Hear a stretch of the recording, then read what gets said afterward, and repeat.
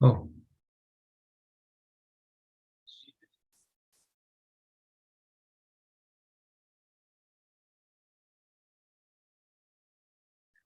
Jai Radha Madhava Kunja Vihari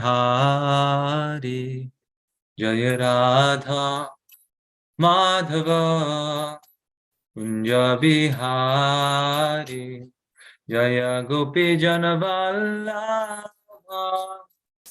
Jaya Girivaradhari Jaya Girivaradhari Jaya Gopi Janavallabha Jaya Girivaradhari Jaya Girivaradhari Jaya Yashoda Nandana Jai Brajajana Ranjana Jaya Yashoda Nandana Jai Brajajana Ranjana Jaya Yamuna Tiravanachari Jaya Kunja Bihari Jaya Yamuna Tiravanachari Jaya Kunja Bihari Jaya Radha Madhava Kunja Bihari Jaya Radha Madhava Kunja Bihari Hare Krishna Hare Krishna Krishna Krishna Hare Hare Hare Rama Hare Rama Rama Rama Hare Hare Jai Radha Madhava Radha Madhava Radhe Jai Radha Madhava Radha Madhava Radhe Jai Jaya Prabhupada Prabhupada Prabhupada Jaya Prabhupada Shri Radha Madhav ki jai, Srila Prabhupada ki jai, Gaur Bhakta Vrinda ki jai, Itai Gaur Premanandi Hari Hari Bol.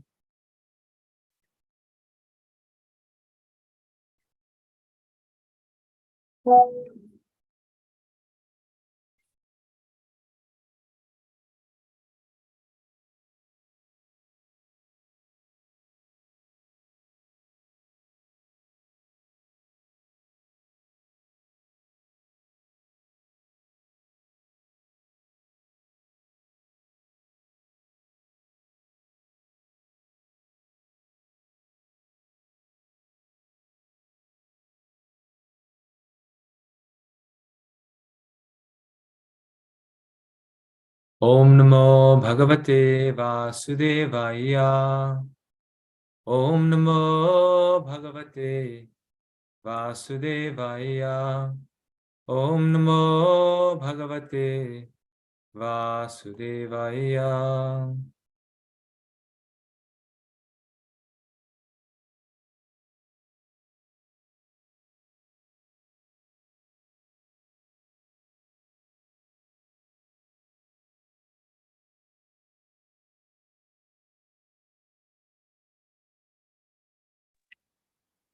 Hare Krishna, Prabhu. Is that my internet problem or others are able to hear him?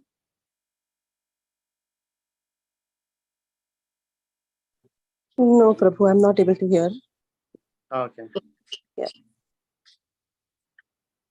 Maybe Devamurti Mataji, would you like to tell him? Prabhu, his computer freezes and he uses. Oh, okay.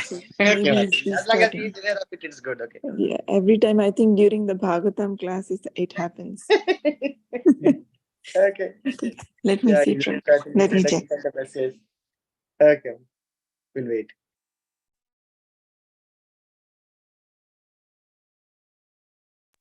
Yeah, he's restarting his computer, Prabhu. It'll take 2 minutes. Yes, Mataji.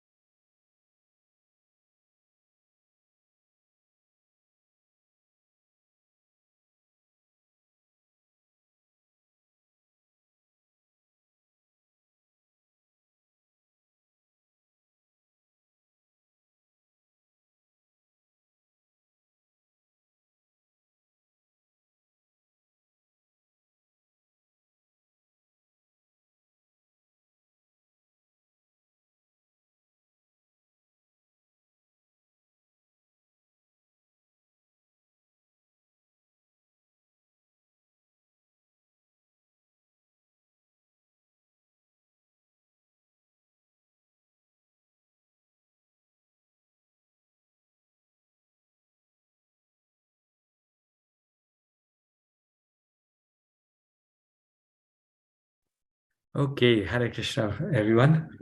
Now, Yes, I won't turn my video on because I think something happens when both things. I was trying to share my screen and that's when it froze. So, please repeat after me. Om Namo Bhagavate Vasudevaya. Om Namo Bhagavate Vasudevaya. Om Namo Bhagavate Vasudevaya.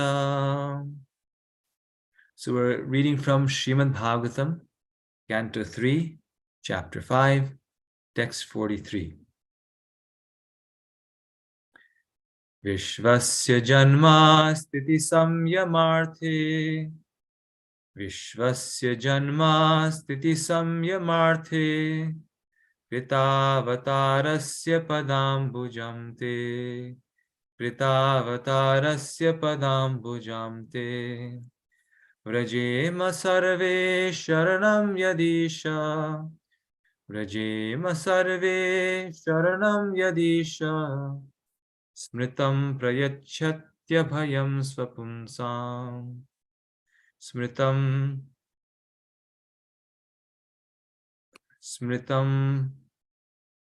Prayachatya Bhayam Swapumsam. Vishvasya Janma Sthiti Samyamarthe. Tritavatarasya Padambujam Te. Vrajema Sarve Sharanam Yadisha. Smritam Prayachatya Bhayam Swapumsam. Translation. O Lord, you assume incarnations for the creation, maintenance, and dissolution of the cosmic manifestation. And therefore we all take shelter of your lotus feet, because they always award remembrance and courage to your devotees. Once again. O Lord, you assume incarnations for the creation, maintenance, and dissolution of the cosmic manifestation. And therefore we all take shelter of your lotus feet, because they always award remembrance and courage to your devotees. For the creation, maintenance, and dissolution of the cosmic manifestations, there are three incarnations: Brahma, Vishnu, and Maheshwara, Lord Shiva. They are the controllers or masters of the three modes of material nature which cause the phenomenal manifestation. Vishnu is the master of the mode of goodness, Brahma is the master of the mode of passion, and Maheshwara is the master of the mode of ignorance. There are different kinds of devotees according to the modes of nature. Persons in the mode of goodness worship Lord Vishnu. Those in the mode of passion worship Lord Brahma. And those in the mode of ignorance worship Lord Shiva. All three of these deities are incarnations of the Supreme Lord Krishna, because he is the original Supreme Personality of Godhead. The demigods directly refer to the lotus feet of the Supreme Lord, and not to the different incarnations. The incarnation of Vishnu in the material world is, however, directly worshipped by the demigods.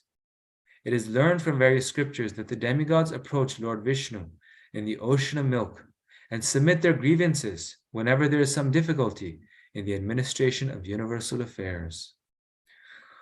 Although they are incarnations of the Lord, Lord Brahma and Lord Shiva worship Lord Vishnu, and thus they are also counted amongst the demigods and not as a Supreme Personality of Godhead.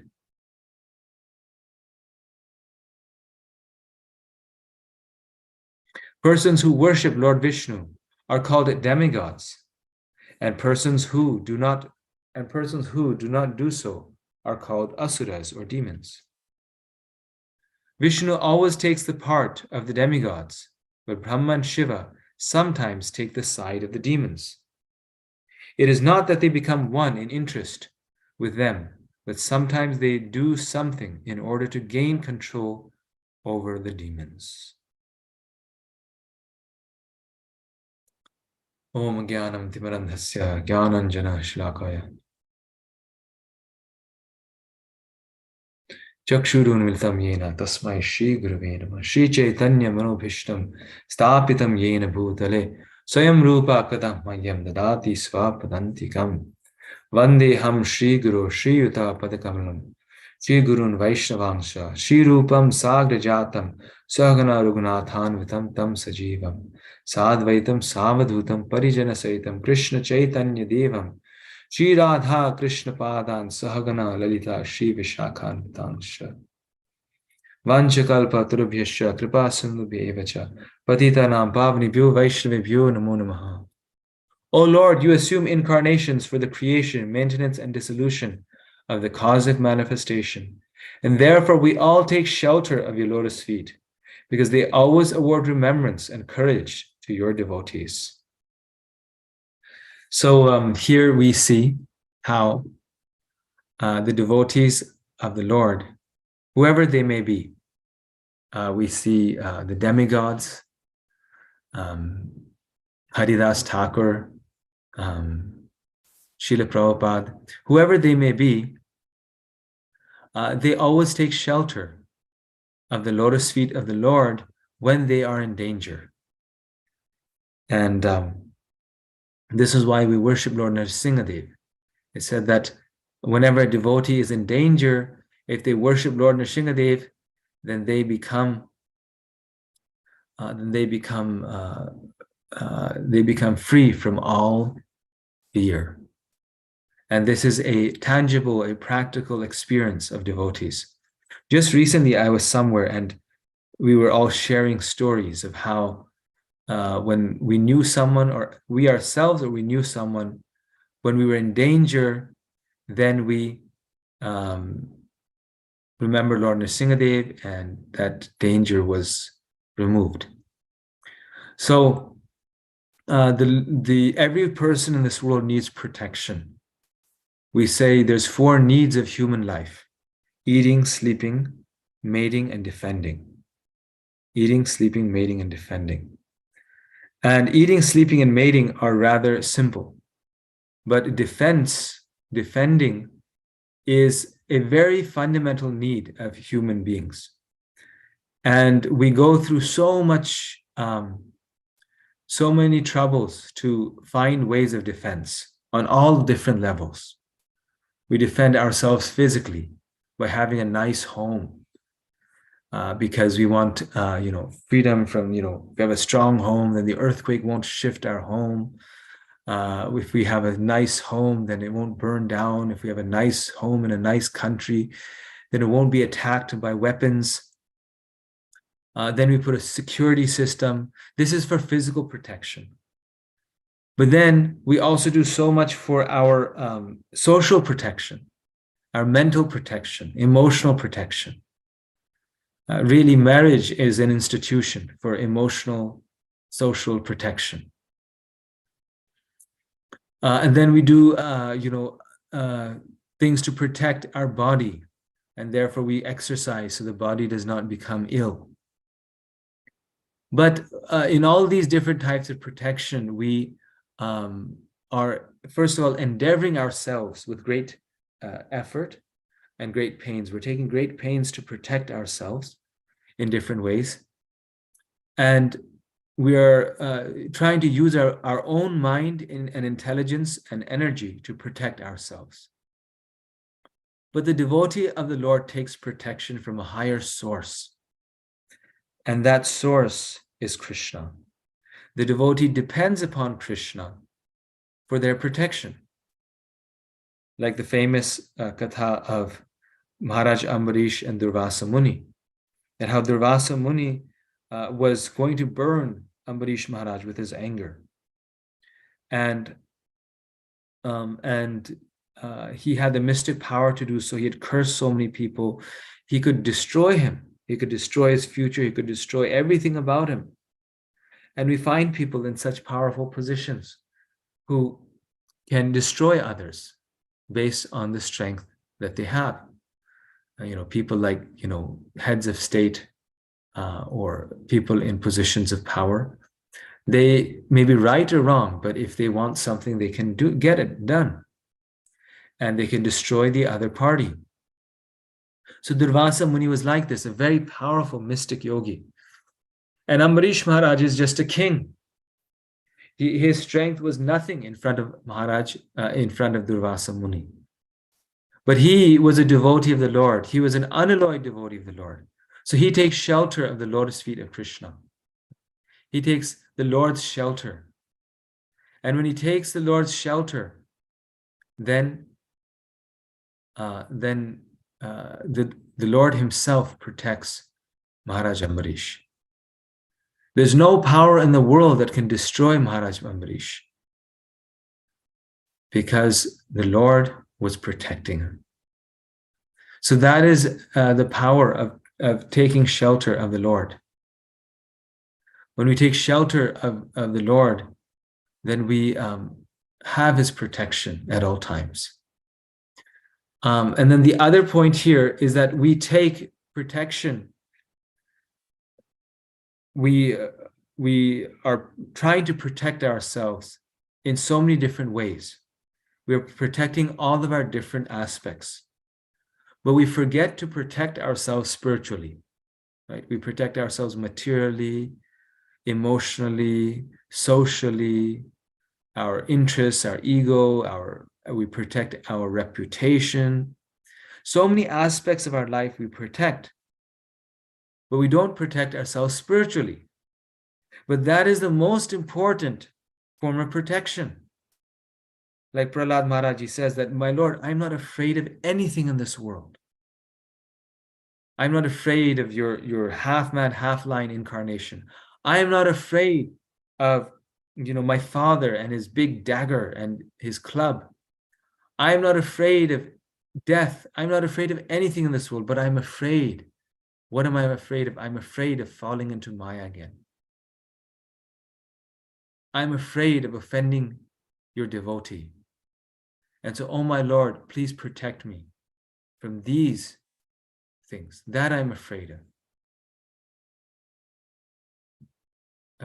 Parikshit Maharaj also tells this to his kinsman when he's leaving for the forest. He says, I'm not afraid of anything. I'm not afraid of this takshak bird. But I'm afraid of, as a king, as a householder, displeasing the Brahmanas. So these great souls were afraid of their spiritual protection. They wanted their spiritual protection. And they're going to the Lord for their spiritual protection. When Gajendra was being attacked by the crocodile, then he takes a lotus flower from the lake after 1,000 years of fighting with him and becoming completely, you could say, drained out. He takes a lotus flower from the lake where he's stuck, and he calls out to Lord Vishnu, and he cries out for protection. And when he cries out for protection, then the Lord appears on the shoulders of Garuda, mounted on Garuda. He appears there. He comes rushing to save his devotee Gajendra. Now, Gajendra is calling out to the Lord for protection. He's calling to the Lord for freedom. And we are also calling the Lord for freedom. But what is the difference? Why is it that Gajendra, when he calls out for the Lord appears? But when we call out for the Lord, then the Lord does not appear. When Gajendra calls out, "Oh Lord Vishnu, please save me," the Lord appears. Of course, he gives very nice prayers that most of us cannot compose on the spot, especially when a crocodile is chewing at our leg. But that aside, he calls out to Lord Vishnu, and the Lord Vishnu appears before him. But when we call out to the Lord, he doesn't appear. So why is it that the Lord appears to Gajendra? Of course, he may appear, but he doesn't appear when I call out to him. What was the difference between Gajendra's calling and my calling? Anyone want to suggest?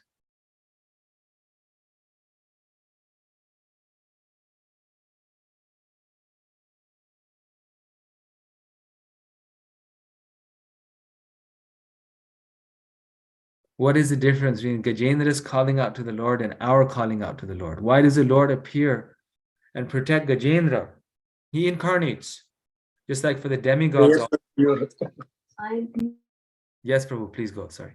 No, sorry, bro. I think Srikanth Prabhu is saying something. We are here, so.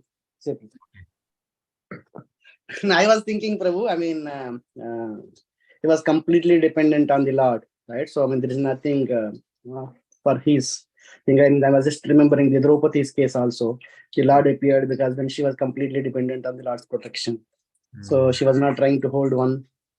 It's not trying to hold her with one other hand, and when she's completely dependent, then the Lord appears. That's what I think. Yes. Okay, very nice. And then Shruti Priya Mataji has written, we're not totally surrendering. Yeah, so very nice answers. They're all correct. Bhakti Charu Maharaj adds one more thing. He says, the reason is because when Gajendra calls out to the Lord, he is begging the Lord. By that time, he is materially exhausted. He's been fighting with this crocodile for 1,000 years, and he realizes that what a waste this material world is, and material activities and material efforts are. So he is crying out to the Lord that, please liberate me from this material existence. He's calling out to the Lord that, please finish my material existence. Actually, he's calling out for the opposite thing. He doesn't care to live or die. He's saying, in fact, better I die. Let me finish this material existence. My Lord, please take me back home, back to Godhead. That is his prayer. His prayer is not to protect his body. But when we pray and call out to the Lord, we are calling out to the Lord, oh, Lord, please protect my body. Please protect my children. Please protect my relatives. Please protect my home. And so Krishna is less eager to protect us. He's less inclined to protect us, because Gajendra is calling out for spiritual protection and we are calling out for material protection. But what we need is spiritual protection, and Krishna wants to give us what we need. Being a loving father, being the Lord, he does not just want to give us something that will give us more trouble, that will give us more suffering, that will give us more pain. And Prabhupada actually says this here.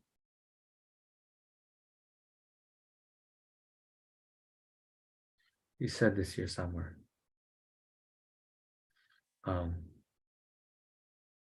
So this is the benediction of the Lord. That the Lord is giving his protection to the devotee who has the right intention in asking for that protection, who is not simply coming to the Lord for more material aggrandizement. So there's one very nice verse in the Chaitanya Charitamrita that's quoted and very famous. And when I read this verse, I immediately was reminded of this verse because of the word courage. And the translation of this verse, it says that the Lord gives courage. And in this verse also, the Lord is awarding courage to his devotee. Very famous verse, you may know this, have heard this. Sakradeva prapanno yas tavasmiti cha yachate abhayam sarvada tasmai dadamye tadvratam mama. It is my vow that if one once, only once, seriously surrenders unto me, saying, my dear Lord, from this day I am yours, and prays to me for courage, I shall immediately award courage to that person, and he will always remain safe from that time on. Once again, it is my vow. Actually, we can read this together. You can unmute yourself. We can read this together. Then all of us will get the Lord's protection. It is my vow that if one only once seriously surrenders unto me, saying, my dear Lord, from this day I am yours, and prays to me for courage, I shall immediately award courage to that person, and he will always remain safe from that time on. Perfect. This is a verse from the Ramayana Yuddhakand, was spoken by Lord Ramachandra. And I'm sure many of you know, but just for the fun of it, who is Lord Ramachandra speaking this to? Where is this verse found in the Ramayana? Yes, Mataji. Be patient, be patient. Yes, Mataji, yes. So Sandhya Mataji is our Vedic encyclopedia. She knows all the stories. Hare Krishna. Hare Krishna. Yes. So Lord Ramachandra is speaking this to Vibhishan, because Vibhishan is on the side of the demons. He's Ravana's brother. And he comes to the Lord when they set up camp right on the shores of Lanka, and or before they come across the bridge. But basically, once Lord Ram has set up camp, he comes and to take shelter of Lord Ram. He does not want to fight on the side of his brother. He wants to be on the side of Lord Ram. But when he comes, all the Vanaras, including Hanuman, do not trust him. Imagine if your enemy's brother shows up at the door. Will anyone trust the enemy's brother? They'll say, well, okay, fine, you don't want to fight on your brother's side, but just go and disappear somewhere. You cannot fight on your enemy's side. And if he's within the camp, then he may kill. He may do the greatest harm. He could give secret messages back to the enemy camp. So you can never trust the enemy's brother inside your camp. So he comes to the door wanting to see Lord Ram. And Hanuman, he tells him to stand on the doorway, and he relays the message to Lord Ram. And he tells Lord Ram that Vibhishan, Ravana's brother, is here, and he is wanting to take your shelter. Should I let him in? Will you accept him? And Lord Ram, being the best, king, he immediately took the wise counsel of his ministers. So he asked the others, what do you think? Should I take him? Should I accept him? And he asked Sugriva, and Sugriva said, absolutely not. We should kill him at once. This is a plot by Ravan. He asked Lakshman, and Lakshman says, no, tie him up and, keep him captive. And then he asked Hanuman, he says that, should we accept him? And Hanuman says, my Lord, I know that you will accept him. Therefore, you can accept him. And then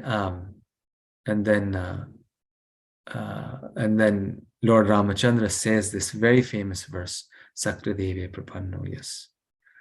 Sakradeve prapanno yas tavasmiti cha yachate abhayam sarvada tasmai dadamye tad vratam mama. This is my vow, this is my vrata, that I will award courage to that person. Abhayam sarvada, always, not just once. That person will always be fearless. Why? Because they have shelter under my lotus feet. And all we have to tell the Lord is, from this day on, I am yours. If we are theirs, if I am yours, if I tell Krishna, if I truly tell him, if I truly mean it, that I am yours, then this means that whatever the Lord does with me, I'm surrendered to the Lord's will. Right? Lord Chaitanya says this. You may treat me roughly or you may push me away. I will always remain yours, always, for time immemorial. So this is the mood of a devotee. And this is the mood here of this verse. Yes, it says yes. Sorry. Ashishyava padaratam pinashtumam adarshanan marmahatam karotu va yatha tatha va vidadhatu lampato vat prananathastu sa eva napara. I know no one but Krishna as my Lord, and he shall remain so, even if he handles me roughly by his embrace, or makes me brokenhearted by not being present before me. He is completely free to do anything and everything, for he is always my worshipful Lord unconditionally. So the devotee, in fact, does not expect that the Lord will not handle him roughly. The devotee does not expect that the Lord does not expect that the Lord will always be present before him. But the devotee has said that I am yours unconditionally. And therefore, whatever you do with me, I'm perfectly happy. That is your will. That is your desire. That is your will. I'm just reading some memories, and there's this a devotee who, when they were in Russia or some Eastern European country next to Russia, and when these people attacked, then this devotee got very, very, they attacked the temple, and this devotee got very, very hurt. He got handicapped, almost, like he got some problem. And then he comes to Radhakund, and he had this problem that if he didn't eat something, then he would faint. It was a certain condition. I forget its name. It's what it's called. And so he needed food at exact times. Otherwise, he would faint or lose balance or whatnot. So he should have stayed in a place where there was, food on regular basis. But he decided to go to Radhakund. He was, very, advanced. So he was hurt when this happened. This attack. He lost part of his brain. He was, in a hospital for about 1 year, and then he was out, and then he went to Radhakund. So even all that happened, but then he, rather than giving up Krishna consciousness, he went to Radhakund and he started chanting. And he was sitting on the roof of, I think, Mahanidhi Swami's place there, and he hadn't eaten. He was just a little late in eating prasad. And so he fainted, and so he fell off the roof, sitting next to the edge, I guess, and he fainted and he fell off the roof. And when he fell off the roof, then again he broke many bones, and again he was in the hospital for about a year, and he survived. He survived it, and then after that, after some years, and recently he passed away. He left his body in Vrindavan.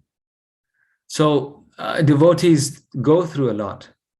But Krishna is always their unconditional Lord, their Lord unconditionally. Krishna is always their Lord, their worshipful Lord, because they know that the Lord is providing spiritual protection. The material protection is only there in service of the spiritual protection. And the spiritual protection, Krishna is ensuring that devotee will go back home, back to Godhead. So this devotee gave their life for Krishna. And externally, it did not seem that they were having a good time. Where's Krishna's protection? But internally, they were they were very, very spiritually advanced. So, internally they reached Krishna's abode. So externally we cannot judge a devotee. Externally we cannot say, oh, see, this devotee is suffering so much because they were so sinful. Sometimes we can see like an immediate effect or reaction of something in our own life, maybe, or even in other people's lives. It becomes evident, maybe, but we really cannot know in the life of a devotee that why Krishna is doing something, because Krishna is externally maybe not doing something, but internally he's glorifying, he's uplifting that devotee to the highest level. And in their next life, we don't know who they will be. And their next life, they'll be glorified for eternity. So Krishna's protection is on all levels, even materially, but especially it's spiritually there. So I'll stop here. If there's any questions, comments, we can discuss now.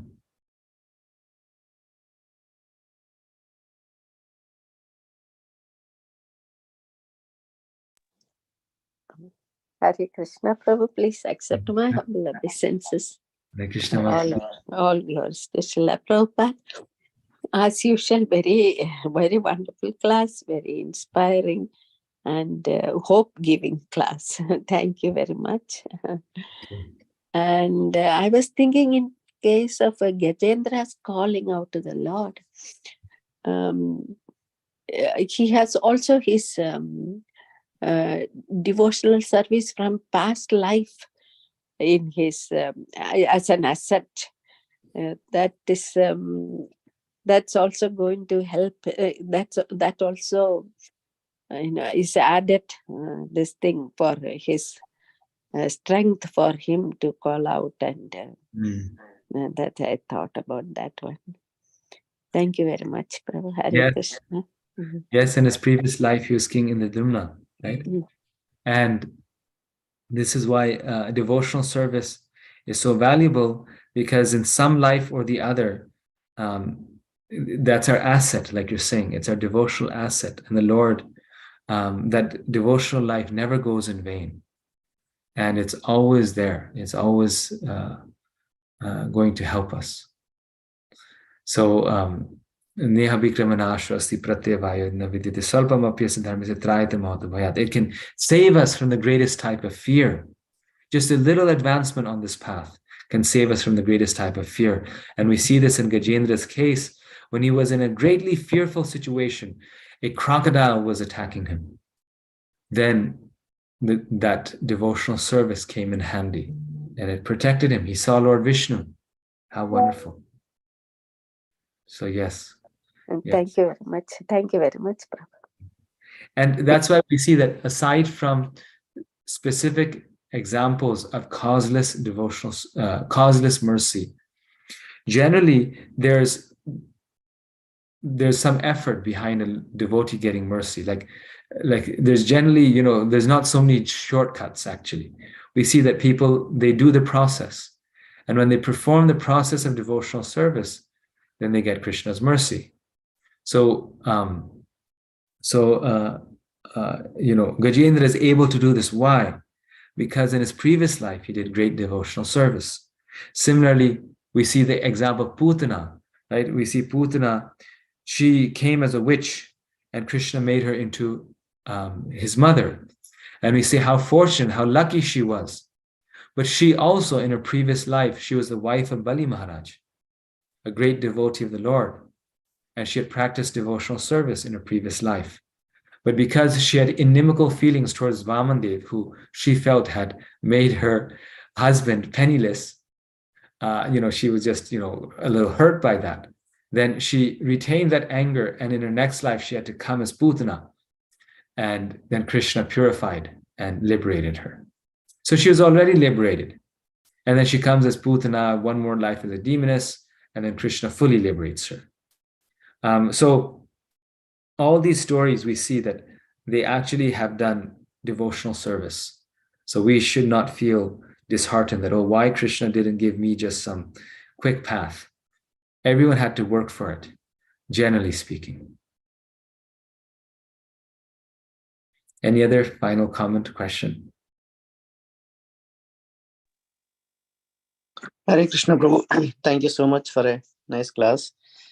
I was thinking when there are trying situations comes in our life, when we pray and then the solution is the Lord immediately, right? I mean, Lord has, I mean, of course, something is coming, but I can't see that.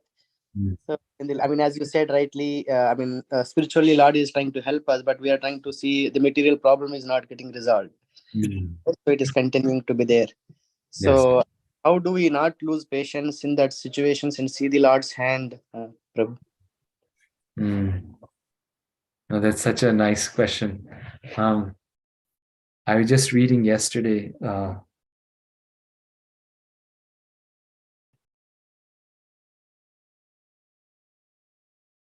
There are three things that come in the way.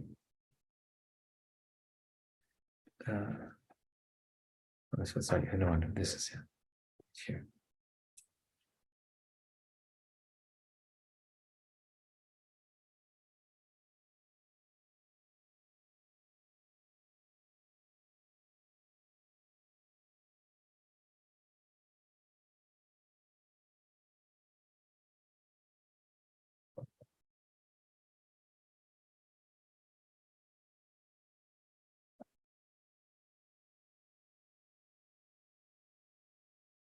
Yeah, there's three things that come in the way of our taking full shelter of Krishna's holy names, of taking shelter of Krishna. And one is our hankering after worthless material things. That was the first one.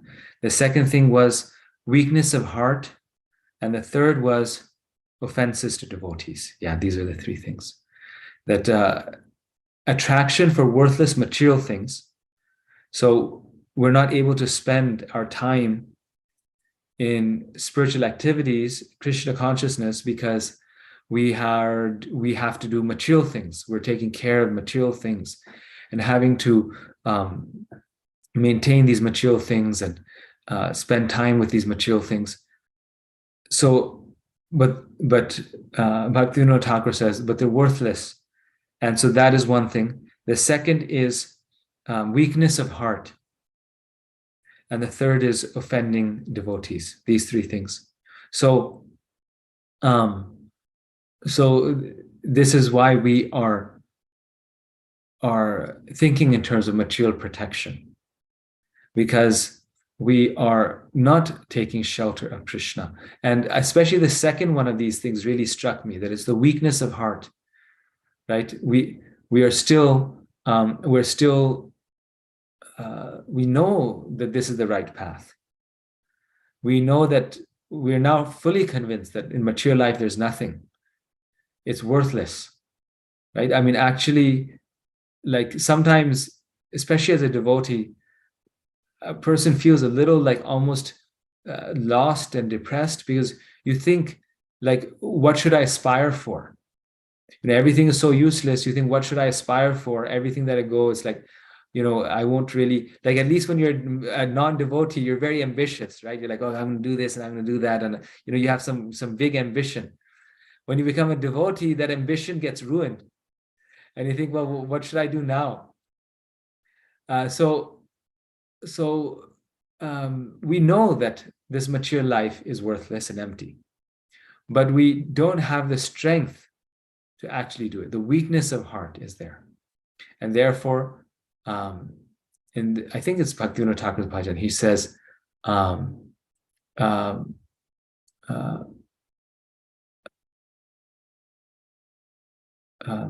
do not have the strength to carry on the holy name of Krishna, to chant the holy name of Krishna. So he's asking the Vaishnav Goswami and this Ohe Vaishnav Thakur bhajan that please give me the strength, because I do not have the strength. Ekaki amar nahi paya bala harinama sankirtane. I do not have the strength to carry on this. So we don't have that strength to only want spiritual protection. And we get that strength from the devotee. They give us that strength. That no, this is you can do this. You can take this leap, and you can surrender your life to Krishna. And it's not too much, and it's not too much surrender. It's okay, and they give us that detachment, and we have to cultivate these things. So it's a lifetime process. We cultivate the detachment. We take shelter of the holy name. We take shelter of the devotees. We avoid offenses, and then we get that strength. It's all the weakness of the heart. That's what our problem is.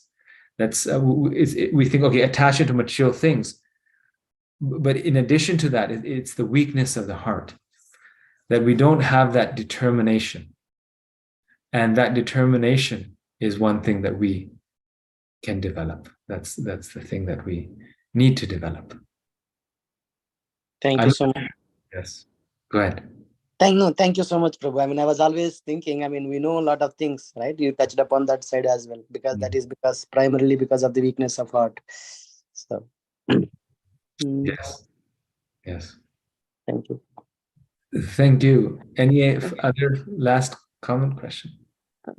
Hare Krishna, Prabhu, please excuse me. I'm not, trying to be, correcting or something, but in my memory of Putana's previous history, Ratnamala was Bali Maharaj's sister and not his wife, I think. I have this thing sticking in my memory. I wanted to, please check on that one. Thank you. Yes, Mataji. I said in the beginning, you're the Vedic encyclopedia.